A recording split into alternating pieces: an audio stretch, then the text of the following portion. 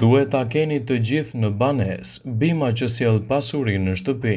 Sipas ekspertëve të Feng Shui, bëhet fjala për bimën Krasula ovata, e njohur ndryshe si bima e fatit, e cila besohet se sjell fat në përgjithësi, sidomos në biznes.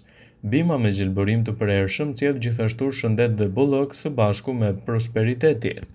Forma e gjetheve të saj i ngjan monedhave të vogla. Sipas kësaj teknike të lashtë kineze Feng Shui, kjo bimë duhet të vendoset në anën e djathtë të hyrjes dhe në pjesën veriore të shtëpisë. Thuhet se kjo bimë ka vajra esencial që rrisin aftësinë e tyre mendore dhe fizike të një personi. Kjo bimë është një dhuratë e përkryer për t'u gjithë. Mund t'ia dhuroni dikujt që sapo ka nisur një biznes ose gjithashtu edhe për ditëlindje, dasma përvjetore edhe në raste të tjera.